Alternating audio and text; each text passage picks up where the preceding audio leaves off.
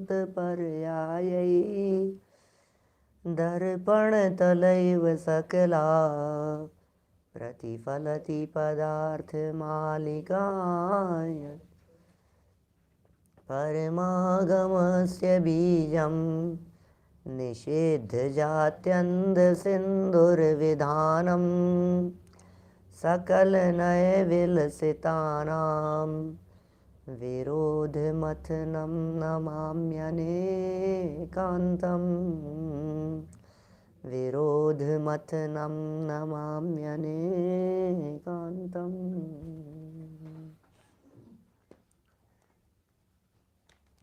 पुरुषार्थ सिद्धियोपाय नामक यह ग्रंथ है। आचार्य कल्प पंडित प्रवर टोडरमल जी साहब की यह सुंदर रचना, टीका, और अपूर्ण रहने के बाद दौलत राम जी कासलीवाल साहब ने उसे पूर्ण किया। अमृतचंद्राचार्य के मूल कलश कहें, श्लोक कहें, उन्हें श्लोक थे। बंधन की चर्चा चल रही थी और 4 प्रकार के बंधन की चर्चा करते करते प्रकृति बंध की चर्चा अपेक्षित विस्तार से हमने आप लोगों के बीच में कर ली थी। कर्म प्रकृतियों का बंधन वो प्रकृति बंध कहलाता है, और वो कर्म प्रकृतियों का जो बंधन है वो 8 या 148 उत्तर भागों में विभक्त हो जाता है, जिन्हें अपन कहते हैं 8 कर्म, जिन्हें कहते हैं 148 कर्म प्रकृतियाँ। ये सब कर्म प्रकृतियाँ मूल में प्रकृति बंध के ही भेद हैं। माने जितने प्रकृतियों की चर्चा करेंगे वो सब प्रकृतियों के भेद प्रकृति बंध के भेद हैं। ऐसा भी कह सकते हैं बंध के 4 प्रकार हैं, और बंध के 4 प्रकारों में ये एक बंध है एक प्रकार का। प्रदेश और प्रकृति ये दोनों ही बंध योग के कारण होते हैं। इन 2 की चर्चा कर ली थी कल। प्रदेश बंध की चर्चा भी काफ़ी विस्तार से की हमने, और एक लाइन बड़ी सुंदर यहाँ बतलाई गई कि भैया अनंत कर्म परमाणु तुम्हें प्रति समय बांधते हैं। और हमने कहा अनंत बांधते हैं, इसका मतलब यह है कि उनमें शक्ति नहीं है, बेचारे कमज़ोर हैं।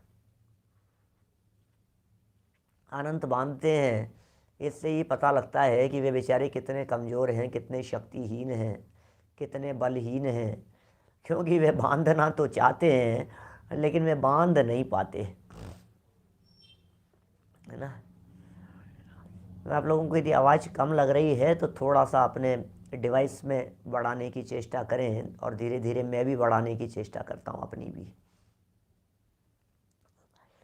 तो स्थिति बंद की आज करेंगे चर्चा अपन। प्रदेश की हो गई थी, अनंत बांध रहे हैं। मैं तो बार बार मैं सोचता हूँ अनंत बांध रहे, अनंत बांध रहे। जब कभी कर्म बलवान से दिखने लगते हैं इस लाइन को याद कर लेता हूँ मैं, अनंत कर्म बांध रहे हैं, अनंत बांध रहे हैं, तो तुरंत एकदम लगता है अरे यार तू कितना पावरफुल है यार संजीव, तू देखता ही नहीं है। अपने स्वभाव को देख तो सही, मैं कितना शक्तिशाली हूँ। ये कर्म मेरा कुछ भी बाल बांका करने में समर्थ नहीं है, मेरा कुछ भी बिगाड़ने में समर्थ नहीं है। जिसने अपने चैतन्य तत्व को देखा, कर्म थर थर काँपते हैं और छोड़ करके चले जाते हैं, तुरंत ही छोड़ करके चले जाते हैं।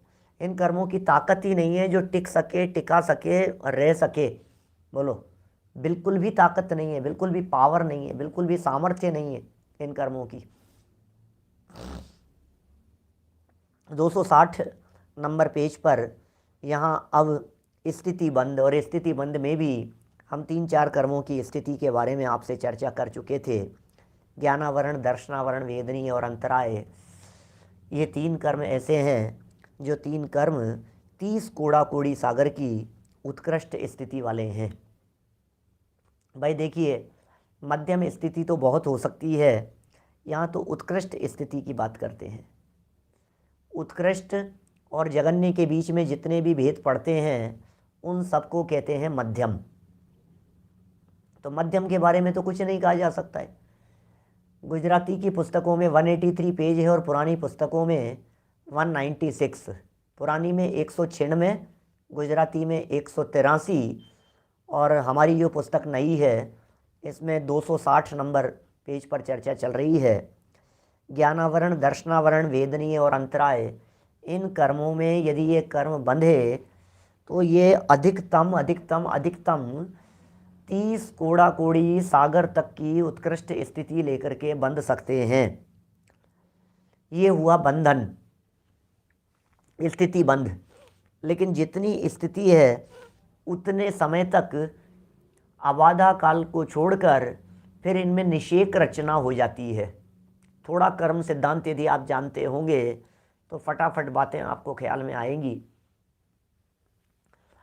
एक समय का परिणाम हुआ और परिणाम विचार भाव होते ही कारमान वर्गणाएं आकर आत्मा के साथ में चिपक गई। आत्मा के साथ में जो कारमान वर्गणाएं चिपकी थी वो थी अनंत, प्रति समय आ रही थी अनंत। उदय में भी आ रही थी अनंत। प्रति समय अनंत कर्म परमाणु बंधते हैं, प्रति समय अनंत कर्म परमाणु उदय में आते हैं और 1.5 गुण हानि से गुणित सदा काल सत्ता में रहते हैं। सत्ता में रहने की बात कही है, वो बट सारा ग्रंथों की बात है। तो जितने कर्म परमाणु आत्मा के साथ में आकर के बंधे और आत्मा के साथ में चिपके, वो प्रदेश बंद हो गया, वो प्रकृतियों में बंटवारा हो गया। और जिस समय चिपके थे उस समय से लेकर थोड़े समय बाद में, मतलब जब तक वो नो डिस्टर्बेंस की पोजीशन होगी, जब तक वो उदय में नहीं आना शुरू होंगे, जब तक वो फल देना शुरू नहीं करेंगे, जब तक वो बाधा उत्पन्न करने योग्य नहीं होंगे, तब तक का काल आबाधा काल कहलाता है। क्या, कैसा काल है वो? आबाधा काल।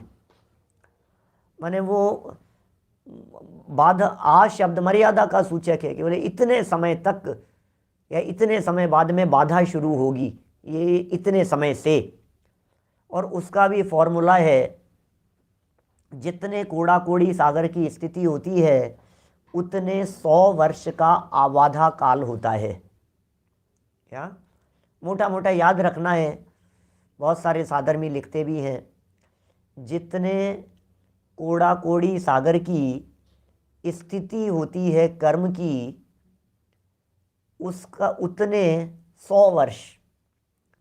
जैसे 30 कोड़ा कोड़ी सागर की स्थिति बनी, ज्ञानावरणी, दर्शनावरणी, वेदनीय और अंतराय, इन 4 कर्मों की स्थिति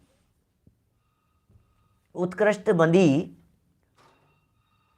30 कोड़ा कोड़ी सागर। तो कह रहे हैं अब 30 है ना, 30 और कोड़ा कोड़ी है, तो कोड़ा कोड़ी का 100 वर्ष आबादा है, तो 30 कोड़ा कोड़ी का 30 100 वर्ष माने 3000 वर्ष आबादा है। माने 3000 वर्ष तक उदय नहीं आएगा, 3000 वर्ष तक वो फल नहीं देगा। कौन सा कर्म? जिसकी स्थिति 30 कोड़ा कोड़ी सागर की है। जैसे नीचे 70 कोड़ा कोड़ी सागर की स्थिति वाला कर्म है, नीचे मोहनीय, दर्शन मोहनीय, 70 कोड़ा कोड़ी सागर की उसकी स्थिति है। तो 70 कोड़ा कोड़ी सागर की स्थिति वाला कर्म 70-100 माने 7000 वर्ष उसका आबाधा काल होता है। इसी तरह से मान लो 20 नाम गोत्रयोः, नाम और गोत्र कर्म की 20 कोड़ा कोड़ी सागर की स्थिति है, तो 2000 वर्ष उसका आबाधा काल है। क्या, अभी हमारे कर्म बंधे आत्मा के साथ में, अभी मान लीजिए 20 कोड़ा कोड़ी सागर के लिए बंध गए फॉर एग्जाम्पल, अभी से लेकर के वो 20 कोड़ा कोड़ी सागर तक बंधे रहेंगे। तो इनमें 2000 वर्ष का तो हो गया आबाधा काल, इसका मतलब 2000 वर्ष तो छोड़ दीजिए। और उसके बाद में वे सारे कर्म परमाणु जो बंधे थे, नेक्स्ट समय से लेकर के 20 कोड़ा कोड़ी सागर तक लाइन से हर समय उदय में आने के लिए वे कर्म परमाणु बट जाएंगे। इसे कहते हैं निषेक रचना। निषेकों में बट गए, वो निषेकों के ग्रुप बने हुए। निषेक मतलब एक ग्रुप, बंच। तो वो जो निषेक है वो 2000 वर्ष बाद से लेकर के कब तक उदय में आता रहेगा? बोले बहुत लंबे काल तक। तो ये उत्कृष्ट स्थितियों की चर्चा चल रही है यहां पर। देखिए 70 कूड़ा कूड़ी सागर दर्शन मोहनी का, ऊपर से ही पढ़ लेते हैं, अब स्थिति बंद का वर्णन करते हैं। यहां से वापस देखो फटाफट, 1 मिनट लगेगी। जो कर्म अपनी स्थिति लिए हुए, अपनी अपनी स्थिति लिए हुए बंधे थे, उसे स्थिति बंद कहते हैं। जैसे कि ज्ञानावरण, दर्शनावरण, वेदनीय और अंतराय, इन 4 कर्मों की उत्कृष्ट स्थिति 30 कूड़ा कूड़ी सागर की है। मोहनी कर्म में 2 मोटे भेद हैं, बहुत पावरफुल हैं दोनों हिस्से। एक दर्शन मोहनी है, एक चारित्र मोहनी है।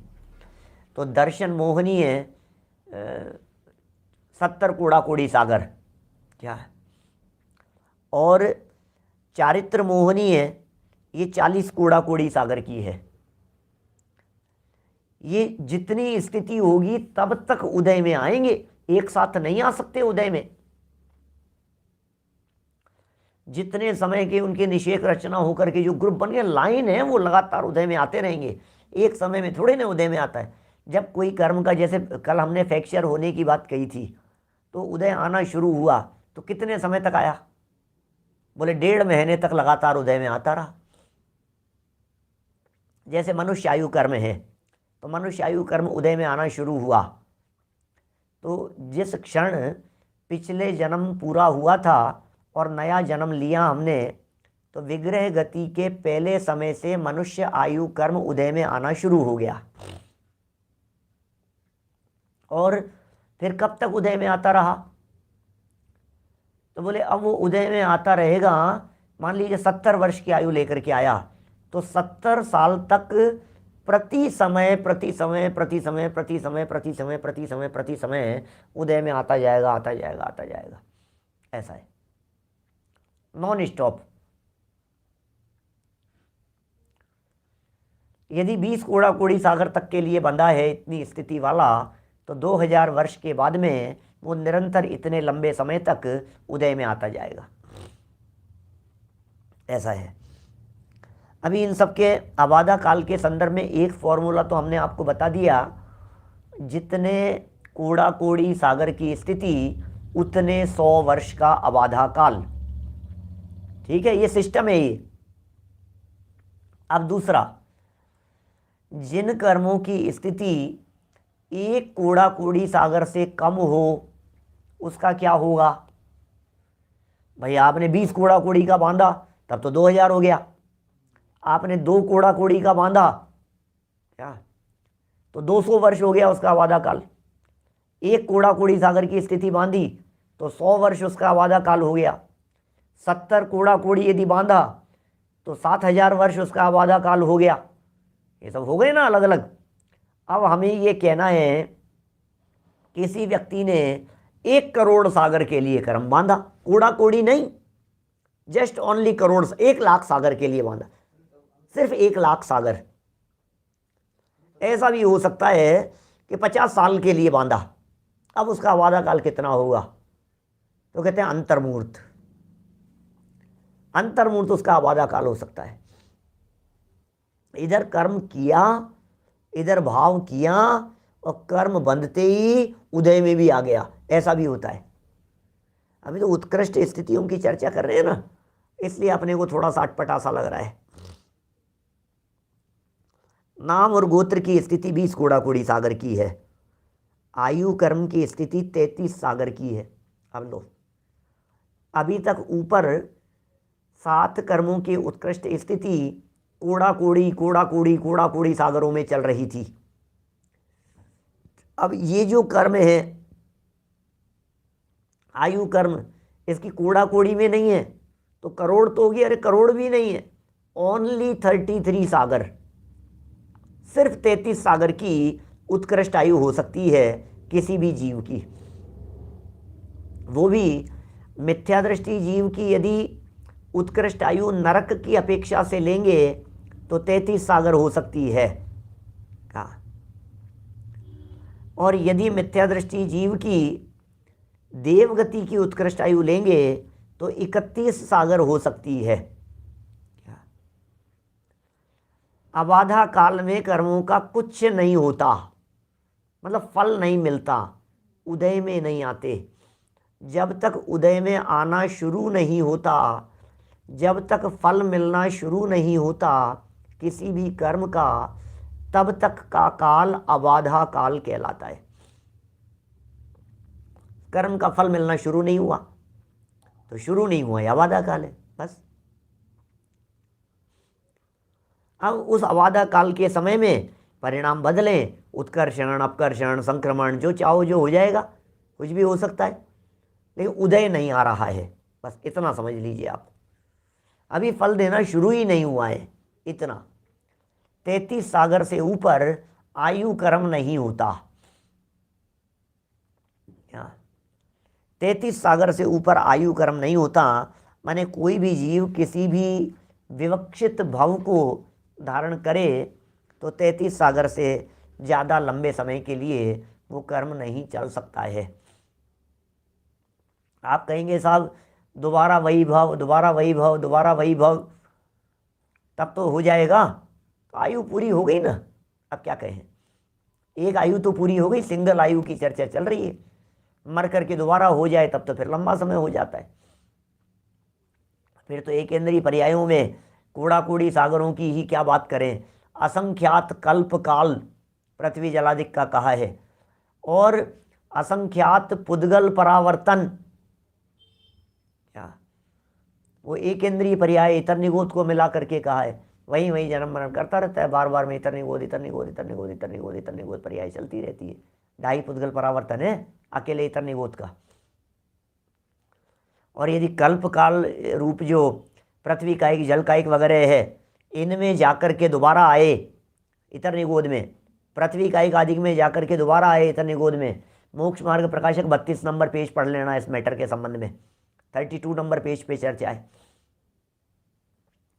तो उस मैटर पे उन्होंने लिखा असंख्यात पुद्गल परावर्तन तक ये जीव एक इंद्रिय पर्याय में बना रहे।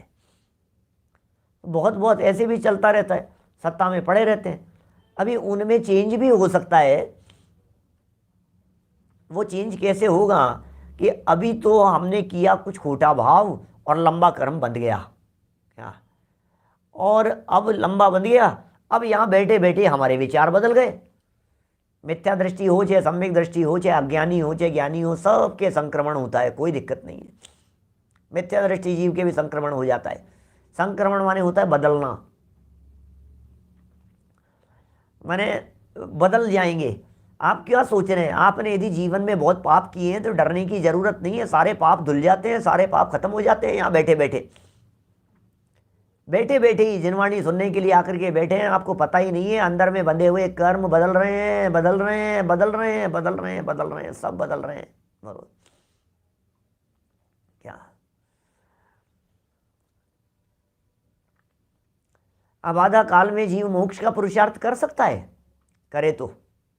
अरे जब हमने कहा संक्रमण हो जाएंगे, क्यों अबाधा को लेके बैठे हैं आप लोग? संक्रमण हो जाएगा, अपकर्षण हो जाएगा, घट जाएगा, स्थितियां घट जाएगी, कूड़ा कूड़ा कूड़ी सागरों की बंधी हुई स्थिति अंत कूड़ा कूड़ी सागर प्रमाण रह जाएगी। ये तो अभी 2-4 दिन में मोक्ष मार्ग प्रकाशक में पढ़ेंगे अपन, आई है चर्चा। उसमें इसकी प्रायोग्य लब्धि की चर्चा करते समय 4 आवश्यक बतलाए हैं वहाँ। तो सम्यक तो सन्मुख मिथ्या दृष्टि का प्रकरण जो 261 नंबर पेज से शुरू किया है, 261 नंबर पेज मोक्ष मार्ग प्रकाशक, उसमें ये सारी चर्चाएं, पूरी प्रक्रिया क्या होता है, कर्मों की उथल पुथल किस प्रकार से होती है, ये सब चर्चा आने वाली है। इधर जीव का सम्यक दर्शन नहीं हुआ अभी। सम्यक दर्शन होने के पहले स्वभाव सन्मुखता का पुरुषार्थ मात्र हुआ। इतने से पुरुषार्थ मात्र में, स्वभाव की सन्मुखता के पुरुषार्थ मात्र में, इस जीव की लंबी बंधी हुई कर्मों की स्थिति इतनी सी रह गई। बोलो, मैं बताया था ना आपको, भव भ्रमण का काल घट कर अंश रह गया, ये हो जाता है। संसार परिभ्रमण का परिवर्तन का काल घट करके अंश मात्र रह जाता है। 7वें नरक में उत्कृष्ट आयु 33 सागर है, उत्कृष्ट 33 सागर है। 7वें नरक में 22 से 33 सागर तक की आयु होती है। कोई 7वें नरक में 25 सागर की आयु वाला है, कोई 25, 28, 27, 35 तो नहीं, 32, 31, 30, 33, ये सब आयु वहाँ 7वें नरक के नरकी जीवों की होती है। मैक्सिमम आयु होती है 33 सागर की। देवगति में मिथ्या दृष्टि की मैक्सिमम देव में जाए तो 31 सागर तक की होती है। ये सब उनकी स्थितियाँ हैं। तो इस प्रकार यह इन सब की उत्कृष्ट स्थिति जानना, माने तो मैक्सिमम टाइम पीरियड की बात कही। कोई पूछे यार इतने समय तक के लिए बनते हैं तो चिंता क्यों कर रहा है, कम भी तो बनते हैं क्या, ये भी तो बनते हैं, कम भी तो हो जाते हैं, कम भी तो बनते हैं, ज़्यादा बंद करके भी कम हो जाते हैं, सज़ा भी माफ़ हो जाती है कि नहीं। दुनिया में भी उम्र कैद की सज़ा दी थी, 2 साल बाद में उसके बिहेवियर को देख करके, उसके आचरण व्यवहार को देख करके सज़ा माफ़ कर दी गई, छोड़ दिया गया उसे। लो, उम्र कैद की सज़ा 4 साल में पूरी हो गई। ये कैसे हो गई? बदल गया, उसमें क्या है। कूड़ा कूड़ी सागरों के लिए बंदी थी, अंत कूड़ा कूड़ी रह गई। अरे चुल्लू भर मात्र रह गई, आप क्या बात कर रहे हैं, सब घट जाएगी। नहीं तो फिर कभी मोक्ष ही नहीं हो पाएगा। यदि ये पावर आत्मा के परिणामों में नहीं हो तो फिर क्या होगा। अभी मैंने कर्म बांध लिया, फॉर एग्जाम्पल कूड़ा कूड़ी सागरों के लिए, संजय जी साहब बोलो, अभी मैंने कर्म कूड़ा कूड़ी सागर के लिए बांध लिया। अब कूड़ा कूड़ी सागर तक तो फिर छुट्टी हो गई मेरी तो मोक्ष की, और इस बीच में फिर दोबारा मैंने आगे का बांध लिया कूड़ा कूड़ी सागर, तो कब मर निकलूंगा, कब मैं यहाँ से, जान पीछा कब छूटेगा मेरा, कभी नहीं छूट पाएगा। फिर तो कभी मौका ही नहीं मिलेगा, फिर तो छूटने का चांस ही नहीं बनेगा। इसलिए बोले लंबी बंधी हुई कर्मों की स्थिति भी शॉर्ट पड़ जाती है, कम हो जाती है, अल्प रह जाती है। ये सब ऑटोमेटिक परिणामों के आधार पर व्यवस्थाएं होती रहती है। अनुदिशों के अंदर मिथ्या दृष्टि नहीं जा सकता, ग्रेव्य को वे जा सकता है बस। 9वें ग्रेव्यक तक मिथ्या दृष्टि की लिमिट है, तो 9वें ग्रेव्यक तक चला गया। 9वें ग्रेव्यक में 31 सागर की आयु है, अनुदेशों में 32 सागर की आयु है, अनुत्तरों में 32 और 33 सागर की आयु है सर्वार्थ सिद्धि में।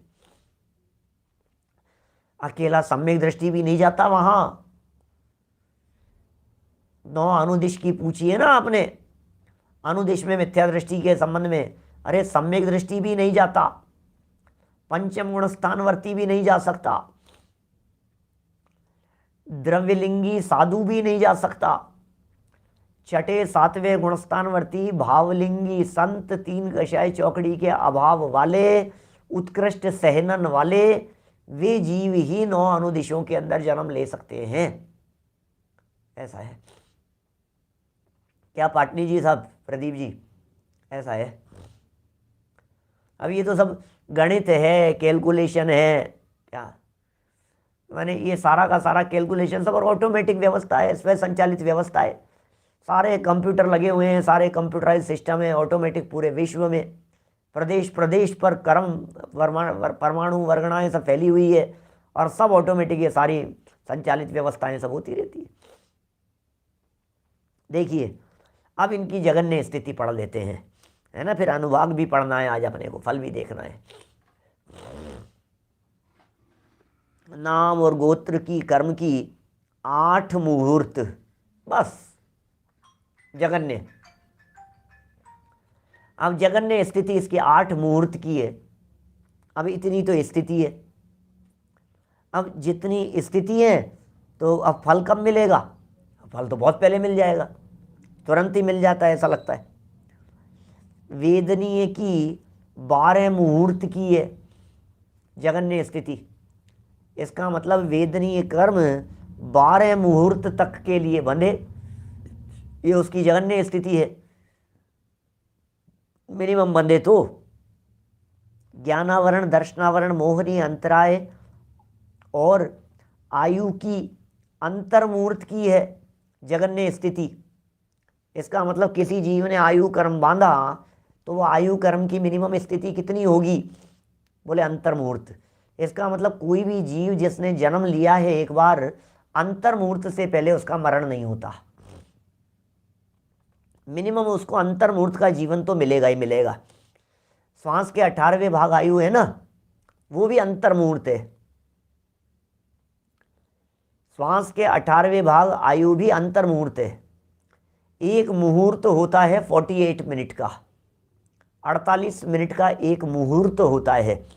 मुहूर्त माने वो मुहूर्त नहीं, मुहूर्त देखो इनका मुहूर्त, अरे अच्छा मुहूर्त, अच्छा मुहूर्त देखो भाई साहब, अच्छा अभी तो मुहूर्त अच्छा नहीं चल रहा है, नहीं नहीं इस समय तो देवलोग सोए हुए हैं, नहीं नहीं अभी तो ये शुक्र अस्त का समय चल रहा है,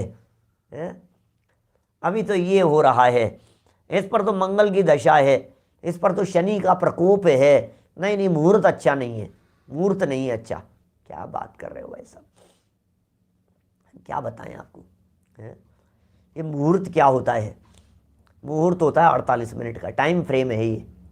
और इसीलिए तो अंतर मुहूर्त की जब बात करते हैं तो 48 मिनट से अंदर के समय को अंतर मुहूर्त कह देते हैं। 48 मिनट के अंदर अंदर का जो समय है वो अंतर मुहूर्त कहलाता है। वेदनी की 12 मुहूर्त की कह दी स्थिति है ये। अब आधा काल बहुत कम पड़ जाएगा, अब आधा काल बहुत कम हो जाएगा। और ऐसा भी हो जाता है, आप क्या बात बताएं आपको, मतलब कोई सोचे ना अरे इतने सालों तक तो फल ही नहीं मिलेगा उसका, अरे नहीं तुरंत भी है। एक व्यक्ति ने गाली दी और दूसरे व्यक्ति ने खींच के चांटा मार दिया, ये मिल गया तेरे को तत्काल ही फल। क्या अगर इसने गाली दी, थोड़ा सा बड़बड़ाया और सामने वाले ने गुस्से में आकर के उसके 2-4 जमा दिए खींच के, बोले कर्म का फल ये मिल गया, ये तेरे कर्म का ही फल है, ये तूने किया था ना ऐसा, ये देख तूने किया ना ये पाप, ये पुलिस पकड़ करके ले गई तुझे, चल जेल, यही मिल गया ये। क्या इसलिए ऐसा मत सोचिए इस जन्म का फल अगले जन्म में मिलेगा, कौन से जन्म में मिलेगा, कौन से जन्म में जाकर के भोगेंगे, अरे यहाँ का यहीं मिल जाता है। क्या बात कर रहे हो आप, अगले जन्म तक इंतजार करने की जरूरत नहीं है इस कर्म के फल के लिए। पाप का फल भी अभी मिलता हुआ दिखता है, पुण्य का फल भी अभी मिलता हुआ दिखता है। कदाचित नहीं दिखे तो फिर अन्याय नहीं है, पर भव में मिलेगा, इसलिए कह रहे हैं ऐसा। जैसे आयु कर्म का फल तो नियम से परभव में ही मिलेगा, इस जन्म में कैसे आ जाएगा आयु कर्म का फल? किसी जीव ने जो भी आयु कर्म बांधा है उसका फल तो अगले भव में ही मिलेगा ना। और आयु कर्म का आबादा काल कितना होता है? आयु कर्म के आबादा काल में ये फॉर्मूला नहीं चलता, क्योंकि है ही इतना सा, तो कितना होगा? बोले वर्तमान आयु के जितने समय बचे हैं उतना आबादा काल है। वर्तमान में भोगता हुआ जितनी आयु बची हुई है अभी वर्तमान वाली, क्या जितनी बची है, जैसे मान लो मैंने अगले जन्म के लिए बांध ली आयु, तो जो मैंने अगले जन्म के लिए आयु बांधी है उसका आबादा काल कितना होगा? बोले ये वर्तमान में खत्म हो जाए बस इतना। मान लो वर्तमान में 10 साल और बची है तो 10 साल आबादा काल। वर्तमान में मान लीजिए 5 दिन बची है तो 5 दिन का आबादा काल। वर्तमान में यदि मान लीजिए 15 मिनट की बची है मेरी आयु और, तो 15 मिनट का आबादा काल। ये पैकेट पूरा हुआ और नया पैकेट खुल गया। हमने अकाल मृत्यु वगैरह की चर्चा करते समय इनके बारे में काफ़ी बातें की है पहले, आप लोगों में से बहुत लोगों ने सुनी भी है। तो ये फल मिलते रहते हैं इस तरह के, जैसा जैसा कर्म वैसा वैसा उसका अब स्थिति, और जैसी स्थिति उसके अनुसार उसका आबादा काल, और जैसा उसका आबादा काल पूरा हुआ वैसे उसका फल मिल गया। क्या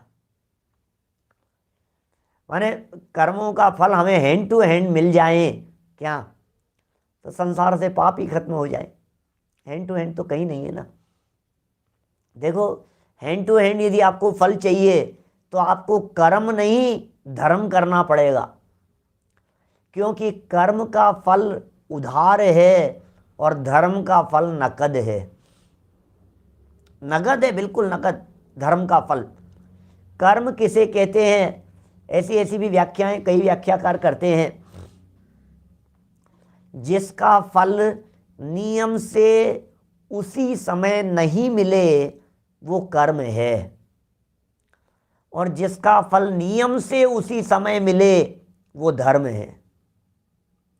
धर्म में उधार नहीं होता। किसी जीव ने अंतरोन्मुखी होकर अपने आत्म स्वभाव का अवलंबन लिया तो उसे उसका फल मिलने के लिए कब मिलेगा? उसका फल, अतीन्द्रिय आनंद का फल कब आएगा?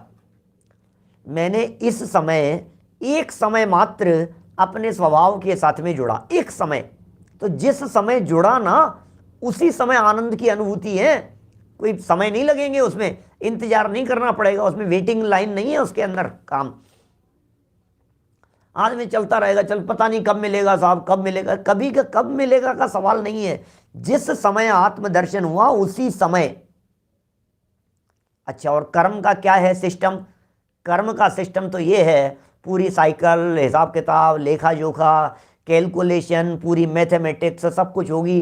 ये सारी रामायण जब तक नहीं घूमेगी तब तक कर्म का फल नहीं मिलेगा। ऐसा है। कर्म बंधने के बाद में फिर वो प्रकृति, प्रदेश, फिर स्थिति, अनुभाग, और फिर उसके बाद में उसका कितनी स्थिति, कितने लंबे समय तक, फिर उसका आबादा काल, फिर आबादा काल के बाद में जितनी स्थिति थी उतनी निषेक रचना, फिर कब से कब तक का फल मिलता है, जाने कई झंझटें हैं उसमें। लेकिन वो सब ऑटोमेटिक है, वो झंझट मेरे माथे पर नहीं है, वो टेंशन मेरे माथे पर नहीं है। इसलिए जिन्हें तत्काल चाहिए हो वे दुनियादारी से दृष्टि हटाओ और स्वभाव की तरफ दृष्टि करो, आनंद बनाओ, आप तो मजे करो। बोलो, आपको तुरंत चाहिए ना? हाँ साहब हमें तो, अरे यार इतना इंतजार कौन करेगा, इतना इंतजार कौन करेगा, तो मत करो, कोई बात तो नहीं। धर्म करो, धर्म। धर्म का मतलब पूजन नहीं है, पूजन करना कर्म है, स्वभाव का अवलंबन धर्म है। स्वाध्याय करना कर्म है, और स्वाध्याय में बताई गई विषय वस्तु का अवलंबन वो धर्म है। स्वाध्याय जो आप आज करते हुए दिखाई दे रहे हैं इसका फल आपको मिलेगा इन फ्यूचर। हाँ, 2 दिन, 2 साल, 20 साल, न मालूम कितना, जितना भी हो। जिसे हम तुरंत कह रहे हैं कर्म के संदर्भ में, वो तुरंत का अर्थ ऐसा ही समझ लेना कि वो कुछ सेकंडों का फर्क पड़ा है। सेकंडों के काल के अंतराल में तुरंत उसका मिल गया रिजल्ट, जो भी होना था। ऐसा तो इस प्रकार स्थिति बंध का वर्णन किया, हो गया। मध्यम स्थिति के अनेक भेद हैं, इस प्रकार स्थिति बंध का वर्णन किया।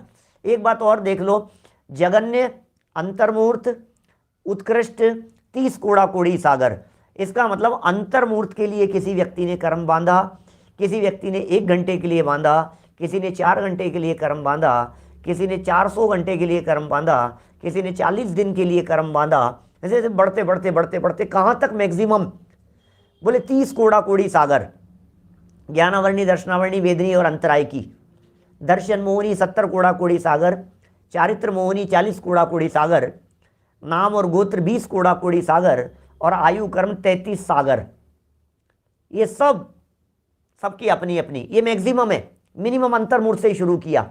इसमें वेदनीय कर्म है, इसकी 12 मूर्त की जगन्य स्थिति है, और नाम और गोत्र हैं, इनके 8 मूर्त की उत्कृष्ट जगन्य स्थिति है। 8 मूर्त के लिए बंधेगी। तो सब, अब देखो भाई, जितना आपके ख्याल में आ रहा है, जितना याद हो सकता है उतना याद कर लेना। जो याद नहीं हो सकता है उस पर हाथ जोड़ करके श्रद्धा करना। यार गजब के कैलकुलेशन है, गजब की गणित है भाई साहब। ये वीतरागी संतों ने क्या कमाल किया है, ये कहाँ कहाँ से बातें लिखी है।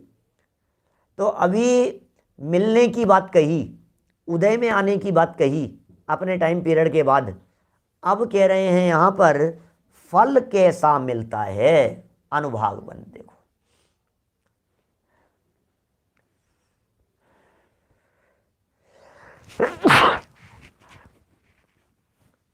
अब अनुभाग बंध का वर्णन करते हैं।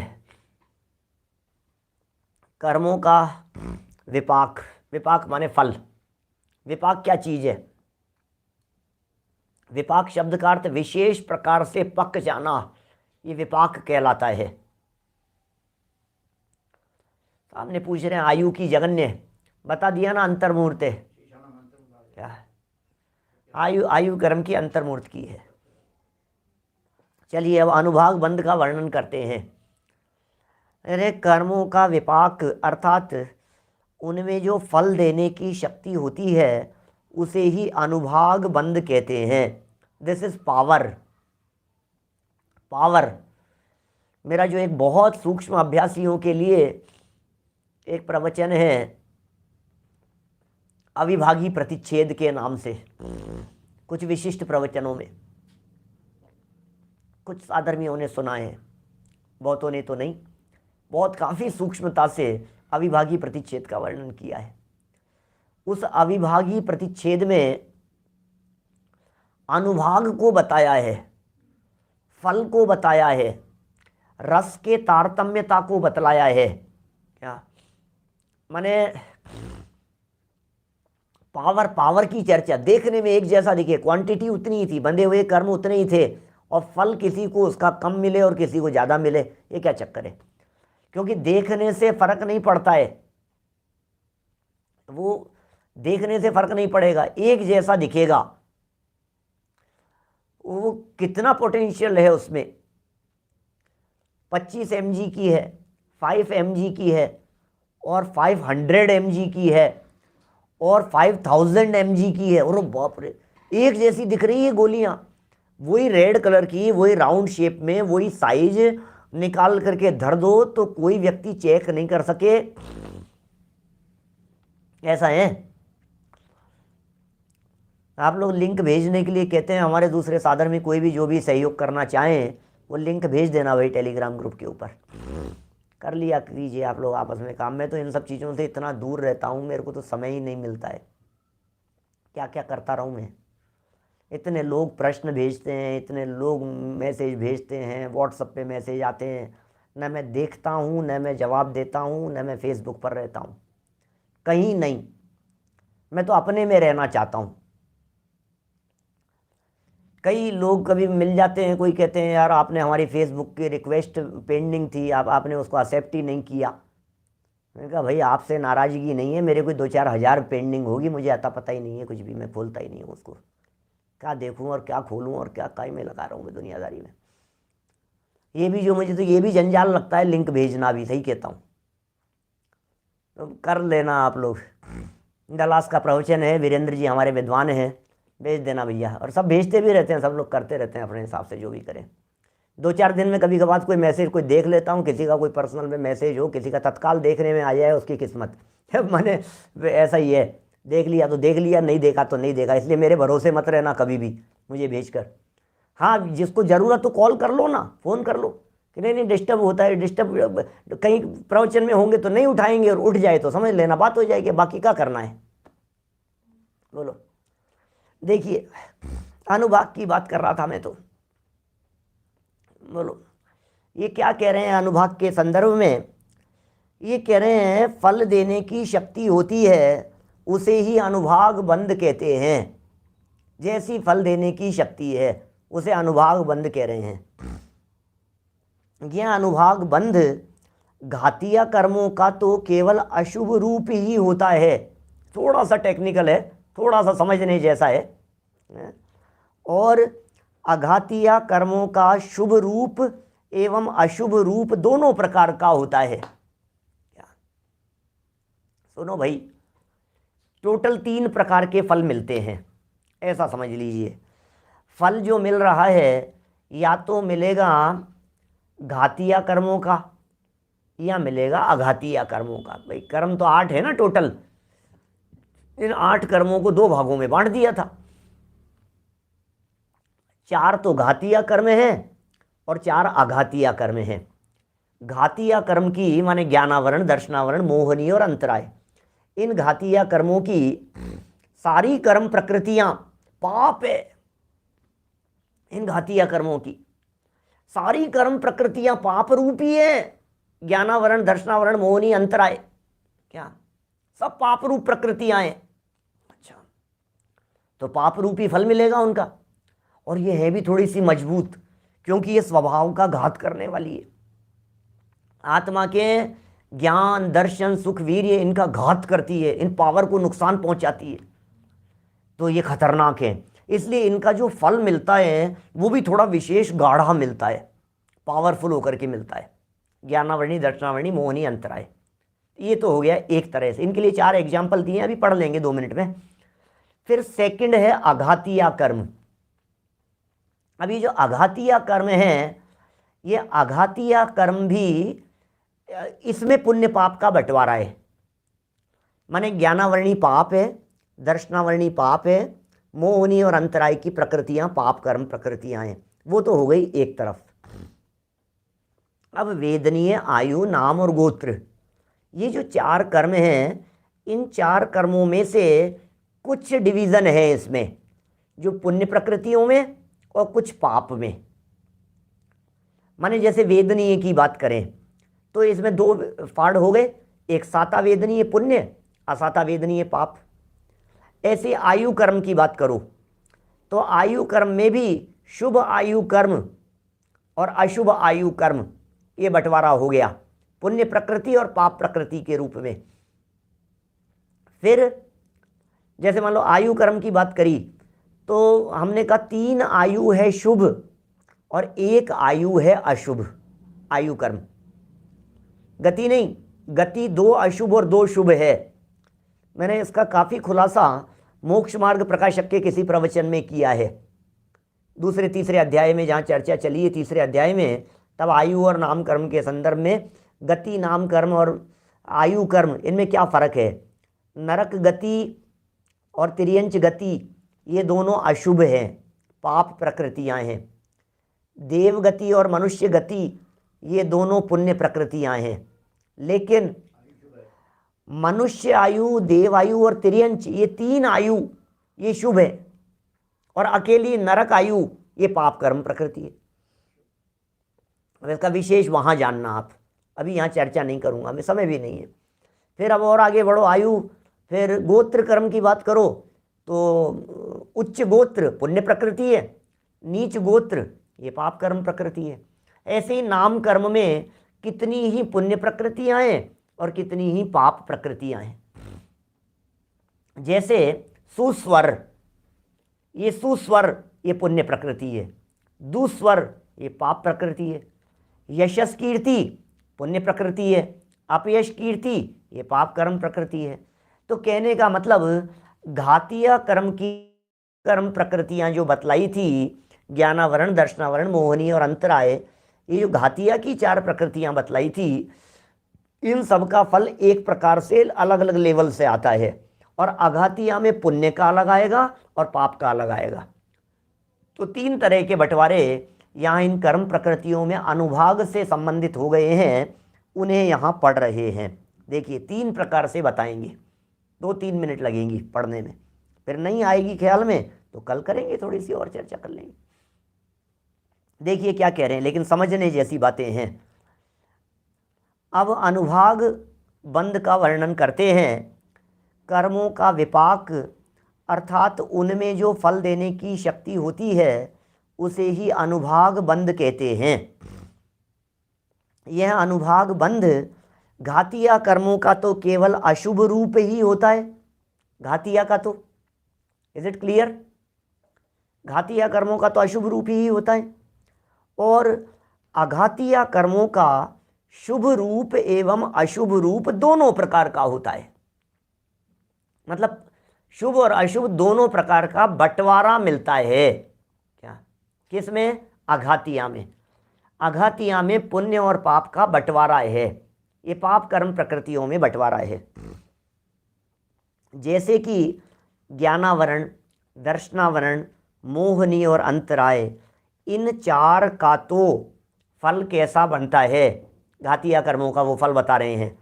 बोले लता, लता जानते हैं आप, लताएं होती है ना, ये पेड़ की टहनियाँ, बेल, बेल चढ़ जाती है, कितनी हल्की होती है, मोड़ दो तो टुकड़े होकर के गिर जाए, इतनी इतनी मतलब ऐसा है लकड़ी, लेकिन वो भी दारू, दारू शब्द का मतलब थोड़ी सी कठोर लकड़ी हो गई, हड्डी उससे भी मजबूत हो गई, और पत्थर रूप क्रम से बढ़ता बढ़ता अनुभाग बंद होता है।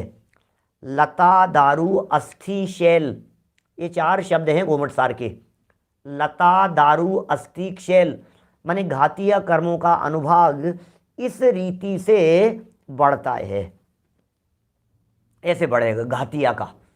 एग्जाम्पल हैं चारों, मजबूत मजबूत मजबूत और होते चले गए, ऐसा बतलाया है इसमें। अब अघातीय कर्मों में नाम, गोत्र, वेदनी, आयु, इन 4 कर्मों का यदि शुभ रूप हो, क्योंकि इनमें पुण्य पाप कर्म प्रकृतियों का बंटवारा है अघातीय में, तो यदि शुभ हो तो गुड़ मिठास है, गुड़ में खांड और मिठास है, शर्करा मिठास की मात्रा और बढ़ गई, और अमृत और बढ़ गई, समान क्रम से बढ़ते हुए माधुर्य की तरह शुभ फल देता है, शुभ रूप फल देते हैं। माने पुण्य प्रकृतियों में इस तरह से उत्तरोत्तर गुड़, खांड, शर्करा, अमृत, गुड़, खांड, शर्करा, अमृत, ये फल बढ़ता बढ़ता बढ़ता जा रहा है, ऐसे बढ़ गया पुण्य प्रकृतियों का फल। एग्जाम्पल है 4, यदि मतलब ये फिक्स एग्जाम्पल है। घातीय कर्मों में लता, दारू, अस्थि, शैल इसी क्रम से बढ़ते हुए की बात करेंगे। आघातीय कर्मों में पुण्य प्रकृतियों की जब बात करेंगे तो गुड़, खांड, शर्करा, अमृत इसी क्रम से बात करेंगे। इसी तरह से यदि पाप कर्म प्रकृतियों की बात करेंगे तो कह रहे हैं अशुभ रूप हो तो नीम, कांजी, विष और हलाहल। नीम कड़वा होता है, कांजी और ज़्यादा खराब है, जहर तो जहर ही है, और जहर में भी और तीव्र ऐसा कि टच करते ही मर जाए, ये हलाहल। इसके समान क्रम से बढ़ती हुई कटुकता माने कड़वापन, जहरीलापन की तरह अशुभ रूप फल देता है। इस तरह से ये जो कर्म हैं ये विविध प्रकार से फल देते हैं, साइनाइड जैसा समझ लीजिए आप वही। तो ये कह रहे हैं पुण्य प्रकृतियों का अलग अलग प्रकार से बढ़ता रहता है, पाप प्रकृतियों का अलग अलग प्रकार से बढ़ता रहता है, और घातीय कर्मों का फल अलग अलग प्रकार से बढ़ता रहता है। ये क्रम से उत्तर फल में जो परिवर्तन है ये अनुभाग जैसा बंधा था उसके अनुसार फल मिलेगा। माने जिस व्यक्ति ने जैसा बांधा था फल तो वैसा मिलेगा भाई साहब। और बांधा किससे था, तो पीछे कही थी ये बात कि कषाय से बंधता है, स्थिति और अनुभाग बंध। और टोडरमल जी का वो ब्रह्म वाक्य याद रखना, जिन जीवों को बंध नहीं करना हो वे कषाय ना करें। तो हम यदि बंध नहीं करना चाहते हो तो हम कषाय नहीं करें। इसी मंगल भावना से बात को यहीं विराम दे रहा हूँ। और सम्यक व सन्मुख मिथ्या दृष्टि फिर सूचना सुबह, बहुत सुंदर प्रकरण। सम्यक दर्शन के सन्मुख कौन है जीव और किस पोजीशन में उसे सम्यक व सन्मुख कहा जाए और कब सम्यक दर्शन की प्राप्ति होगी, ये सुंदर चर्चा सुबह 9:20 पर, रात्रि में 8 बजे रत्नत्रय से बंद कैसे नहीं होता उसके हेतु की चर्चा करेंगे। दोपहर के दोनों यथावत जैसे चल रहे हैं चलते रहेंगे। जन्माणी निज निधि निज में बताई, यह अनंत उपकार है। उसके लिए जिन वाणी माँ को वंदना शतवार है, वंदना शतवार।